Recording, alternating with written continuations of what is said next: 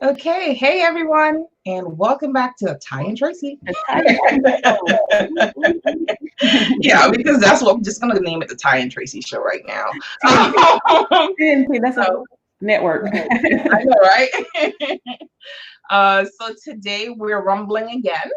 So it's impact versus outcomes. What's the difference? Are they the same thing? A lot of people use them interchangeably and synonymously, but they're not the same thing. They're two Mhm. completely different things. And when I was going putting it together, I was kind of like, oh, we should have put um outputs, outcomes, and And, because they and kind of go one, yeah, two, three, one, two, right? three. So We can talk yeah. about it still, right? Because Okay.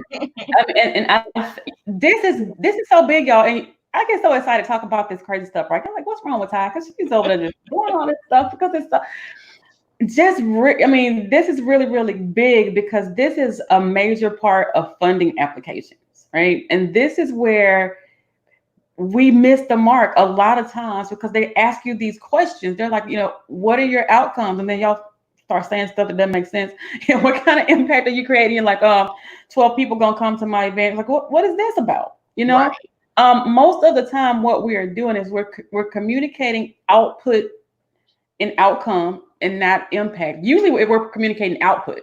Yes. It's what comes out of this thing that we're doing. How many Mhm. people are showing up? Right. What is this producing? That's what we're presenting to the funder, but that's not what they're asking for. Mhm. What they're asking for when they're asking for impact, they're wanting to know how does this make a difference? What kind of Right. change is coming about? They want to know. They're trying to give you some money, right? Right. So they want to know, hey, what is the big deal? That's kind of what the impact is. Right. What's the big deal? If I talk to my son, he'll start rambling on about stuff. I'm like, so what is it? Like, what are you trying to get to? Like, Yeah. what's the big deal? What is the change you're trying to make? Mhm. That's the impact of the situation. And how is this going to affect us on a bigger scale than you and your 12 people who are coming to this thing that you're trying to get funding for? Right. What is that going to mean for the rest of the world, for the Mhm. rest of the people who are also interested in what you are doing? Yeah. So I think an easy way to differentiate between them is the output is you handing out food. That's the activity. It's an activity. The output is the activity, right? And then the outcome. What is the outcome?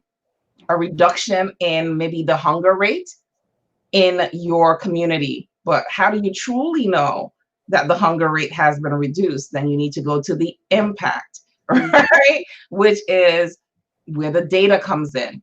Actually, how many people and what has your activity truly impacted them, or is something else causing that impact? It's a differentiator because you're handing out food, which is the output, and then your outcome is you're seeing a reduction in the amount of people that are hungry within the community. Now you need to assess the impact. Are you making that impact, or is it something else that's causing that impact? Mm-hmm. Like maybe unemployment went down, so more Mm-hmm. people have jobs. Mm-hmm. Maybe the school lunch program was giving out free food, maybe they got a grant or something. What's causing that true impact? Is it you, or is it something else? And if it's you, then you have the data to prove that your activities, remember we talked about activities versus what was it? Activities versus Events. events. Yes, right. Mhm. So is your activity truly creating the impact? And if so, then you need to now piggyback that impact back to the activity, because you can have an activity but you don't create impact. And You will when have you an outcome all the time. There's always an outcome, but there's Mhm. not truly an impact, if that When you makes started sense. talking, you turned on my whole statistics teacher thing, and I started thinking about extraneous factors and things like that.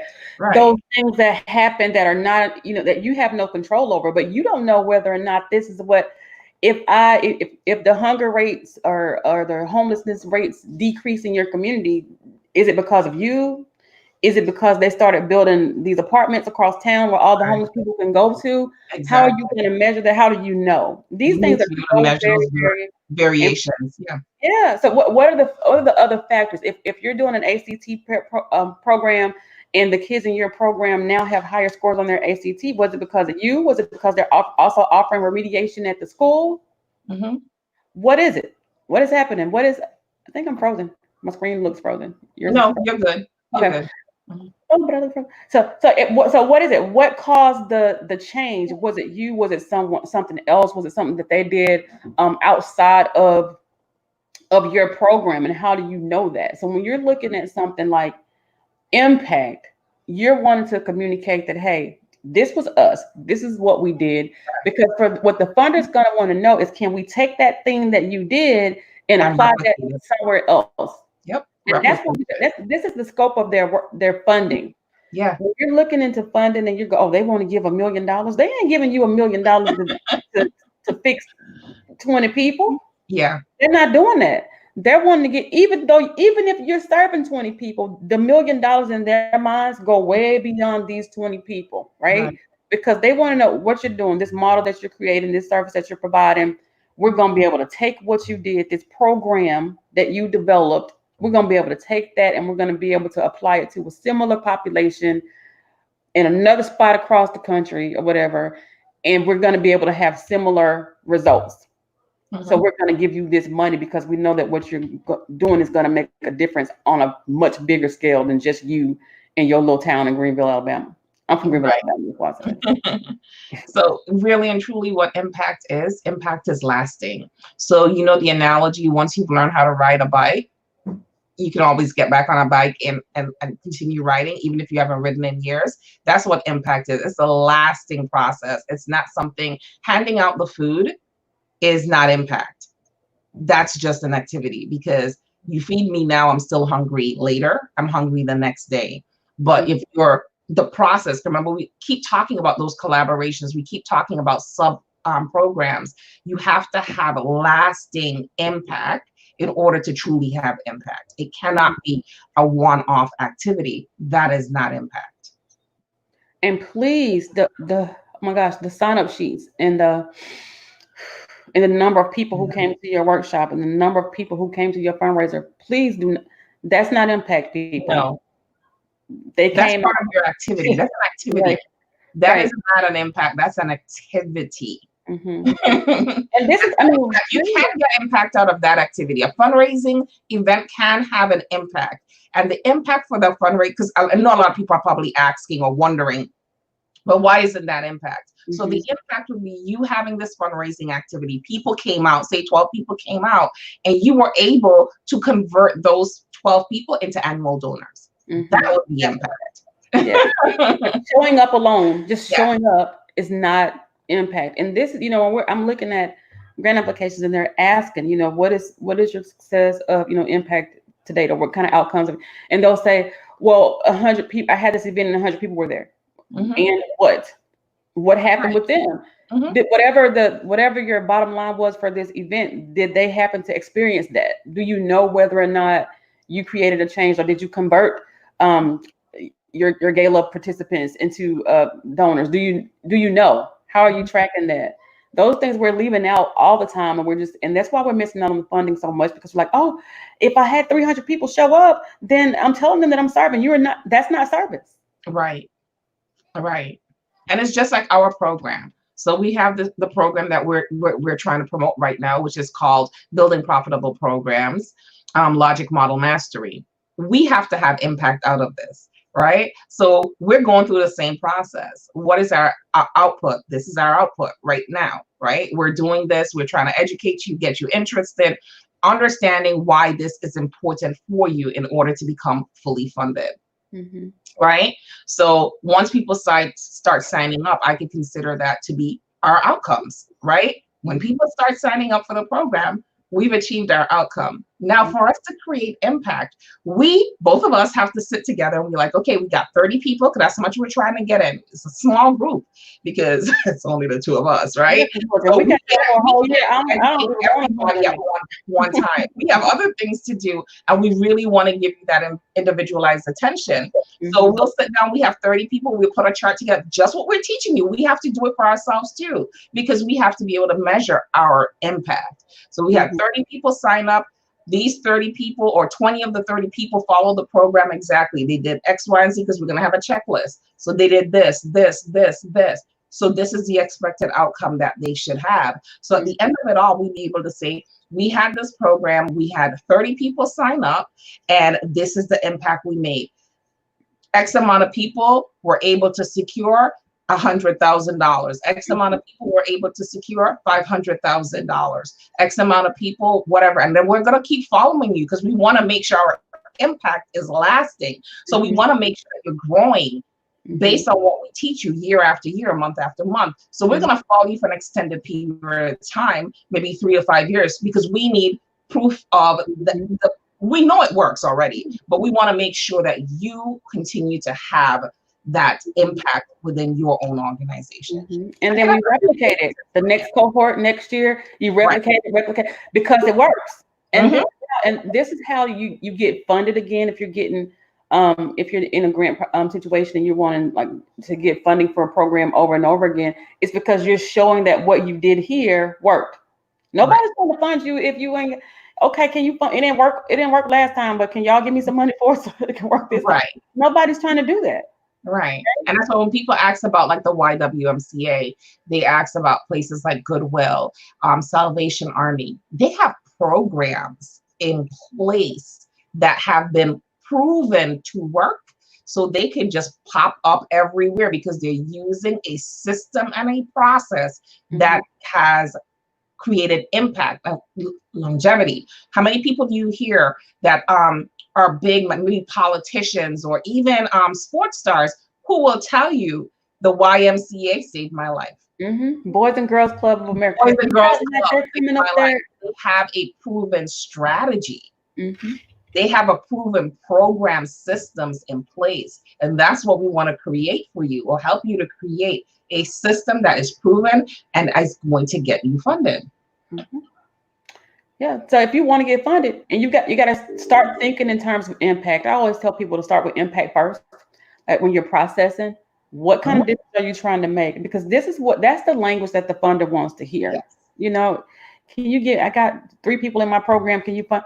For funders, they want to have, and this is like real talk. I'm like, how many people? 3. Okay.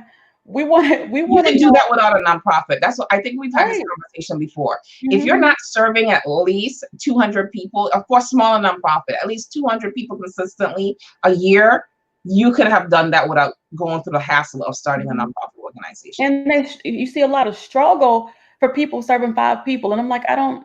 Yeah. You know, why? Because you don't have your programs in place, and you don't have them.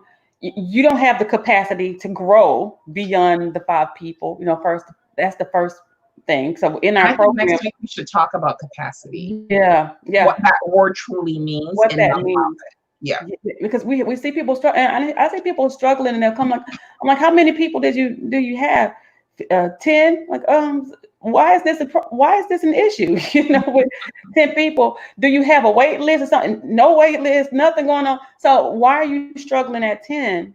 Nobody's wanting to give you funding at 10 because they see that you're struggling at 10 because your infrastructure is not established in a way that you can focus on 10 people. So you definitely can't reach 100 people right now. Things like your board and that kind of, we're going to talk about all of this is in this program, y'all.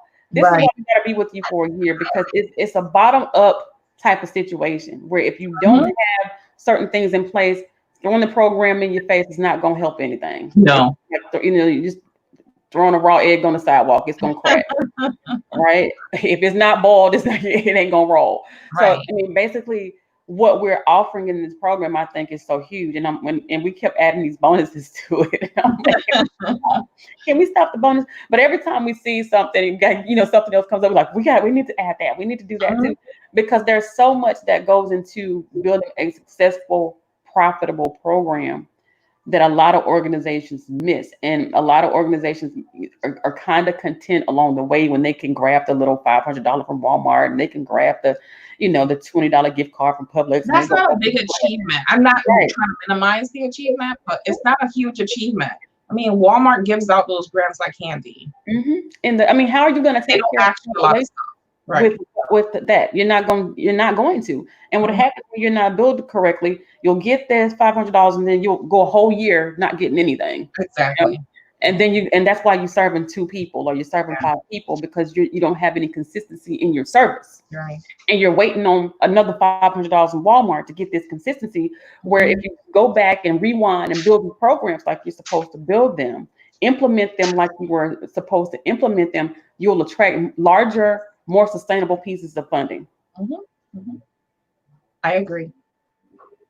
It's all about building out those programs and making sure that you have everything in place that you need to have in place in order for the programs to actually work. You Mhm. know, and again, like I keep saying, the none in nonprofit does not mean no profit, right? You have to make money in your nonprofit organization. Your nonprofit has to bring in a revenue from different streams, whether it be donations, grants, and everybody wants a grant right out the door, but we don't get grants as soon as we start our nonprofit organizations in most cases. Can I Not in talk about all. that? Can I talk about this? Is not even what this show is supposed to be about today. Right.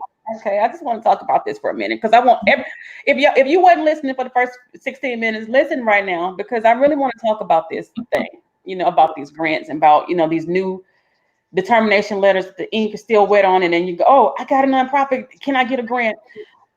A lot of time, and on social media especially, I get tagged into a lot of posts where people are looking for grant writers, and people are like, I'm looking for, and they'll just say, I'm a nonprofit, I need a grant writer, and I go, no, you do not need a grant writer. You need You a need program developer.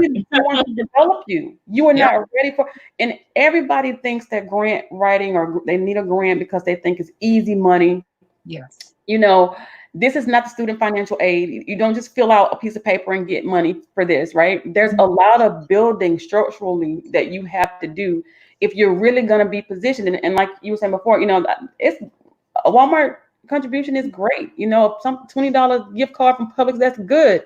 Mhm. But that does not make you ready for a grant. And when I talk about grants, I'm not talking about, a $50 gift card. I'm talking about some money that's going to sustain you, because when you guys are asking for grant writers, that's what you're asking for. Mhm. They're not necessarily, almost none of the time are they asking me for Walmart. Right. They saw a funding announcement for $250,000 or $1 million and say, can I get this? And then when I look at you, all you have is your determination letter. Yeah. Girl, y'all better stop. I mean, there's a lot of structural pieces that go into this. Programs is, in my opinion, programs and evaluations, that's the biggest piece. That's the piece that we miss so much because And data. Let's not. yeah, and oh God, don't forget about data and evaluation, right?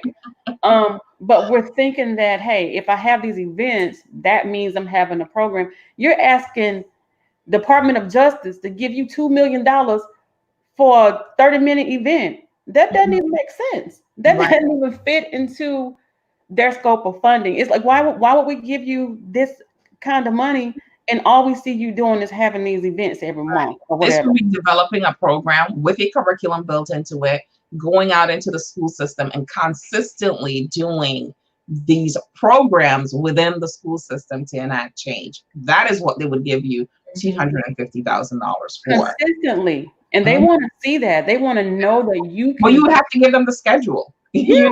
That would be part of the grant application. How are you going to do it? How many times a month? How many hours? How many students are going to be in there? Because you have to do all. It's a whole lot of stuff that goes along with it. It's not just a 1-2 snap of the finger. You write a few words on the paper and bam, you're proof of the grant. They want proof of concept, and that's what I tell people. Sometimes you have to A/B test or beta test your programs before you even implement them.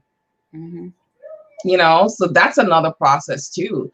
Sometimes you write the program and sometimes you're changing the program on the fly because the people who come in, maybe you didn't collect your own data correctly, so you did not have a true overview of what the population, your target market, really wanted or how they wanted it. That happens. Mm-hmm. It's just like you're in business. You have to know who your target market is. Who are you selling to, right? Mm-hmm.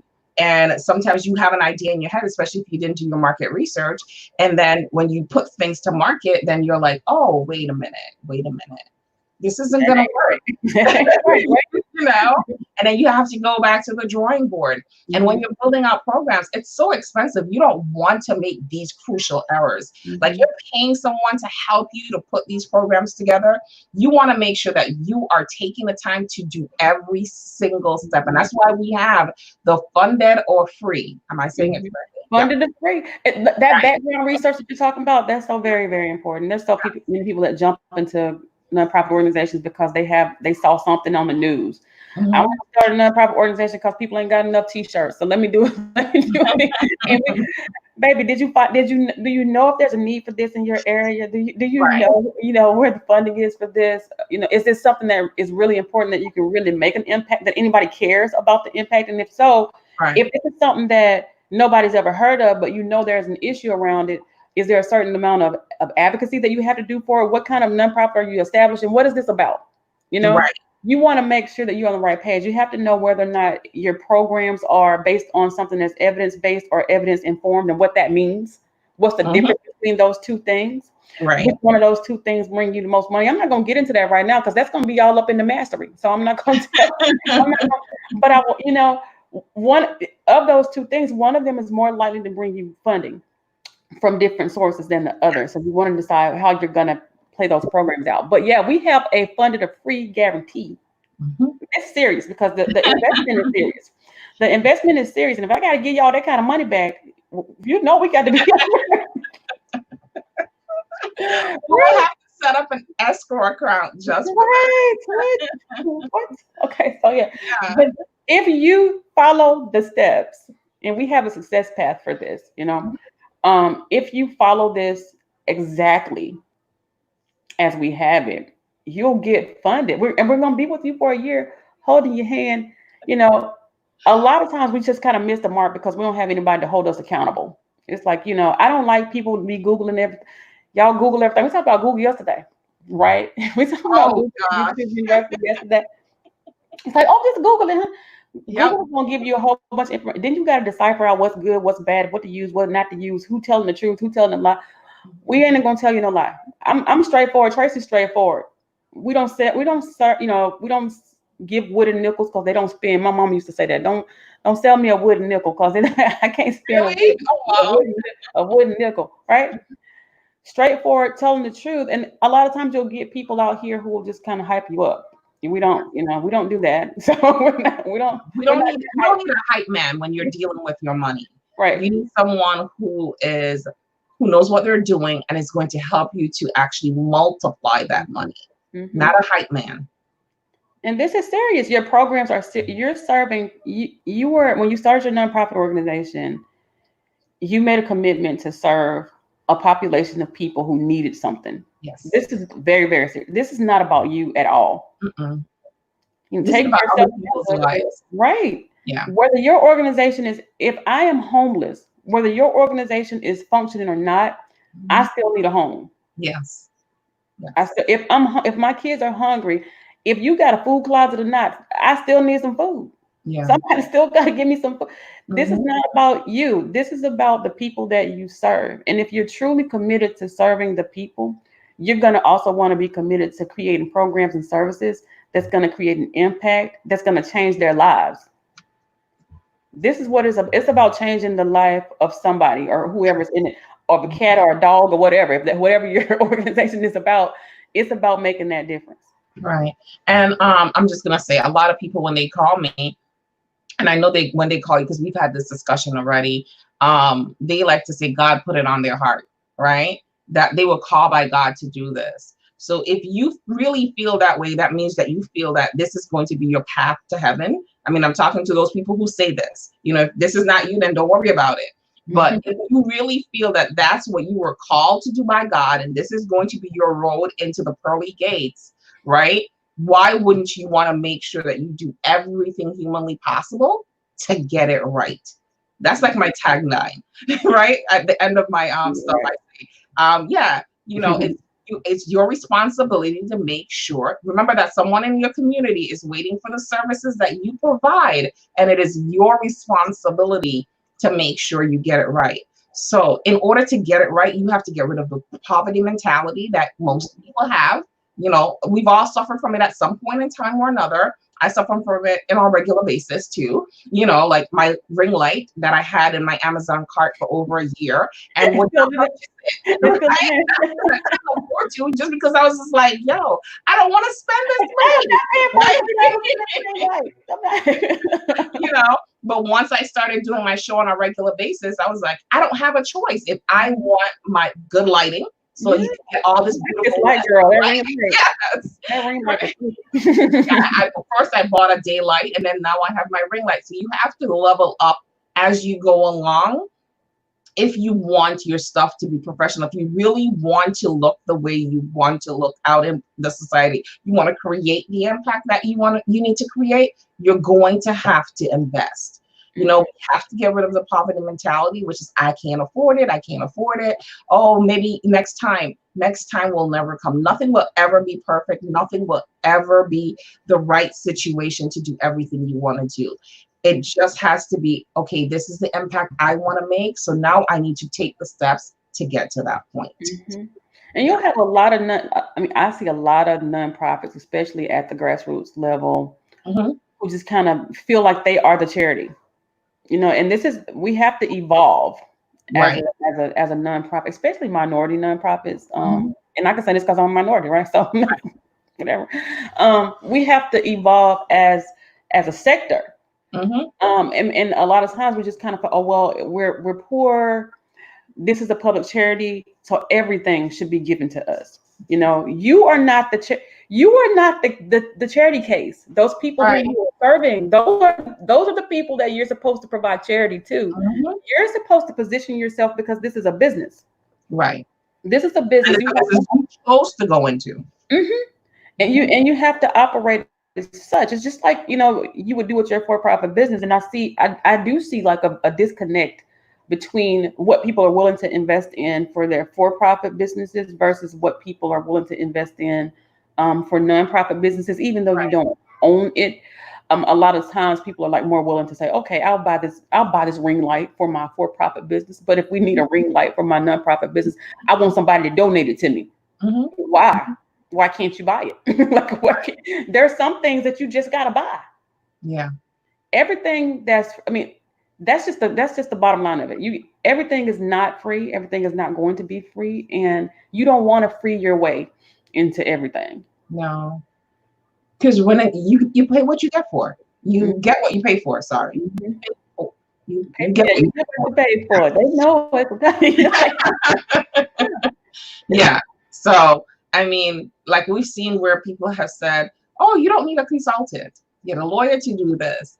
Then go to Google and Google this. Then go to your public library if they have a free class. Then go here if you have a free class. You're getting what you pay for because that's pieces of information all over the place that now you have to try to put together to make sense. Yeah. And most people got to make it make sense when you already don't know what you're doing. Exactly. So how is it better for you to have a system that takes you through the process versus you trying to get free information all over the place? And if this is not your area of expertise, you're not going to put it together right.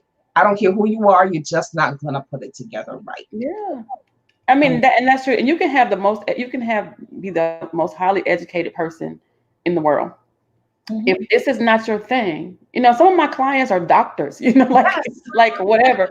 MBAs, you know, PhDs, and they're not afraid to say, I don't know this nonprofit stuff because that's not their lane. Exactly. And nonprofits are different from for-profit businesses. So there's that. They're not the same thing. So anyway, we just want to tell you guys, if you're truly ready to invest in getting your nonprofit to the next level, that means having surplus funds in your account that you can build upon. And for most people, you know, expand, create impact, probably get that building that everybody wants. Oh my goodness. You need 3 days because I got to talk about the building, but never mind. Yeah, you know, but getting enough money that you can really become a change agent in your community. Hiring people, that means giving them jobs and providing the services that your community, you have identified through your mission in your community that you want to be the change agent for, then you need to be in this program because that's the only way that you are going to truly be able to get the funding that you need to take your organization to the next level. It doesn't matter if it's a grantor, it doesn't matter if you're going to the bank, it doesn't matter if it's someone who's donating to the organization, or even sponsors. Everybody wants to see ROI. Everybody wants to see impact. And the only way you can show true impact is to get the knowledge, first of all, implement, and to collect that data. And that data will show the impact that you're making within the community and that you're living up to your mission, because everything must stay mission centered. Right. Right. That's it. Nutshell. I think that's good. So go ahead, click the link. It's in the description above for building profitable programs, logic model mastery. It is an investment, but it is backed by a 100% money back guarantee. Funded or free. So if you go through our program and you do not get funded, that means that you don't make back the money that you invested and then some. We will give you back your money. You can't beat that with a stick, right? I'm so country. Oh, country. What? I need to move. Yeah. Yeah. That is it. That's it. So thank you for joining us again today, and we will see you next week, Tuesday and Wednesday. All right. Have a great rest of your day, everyone. Bye-bye.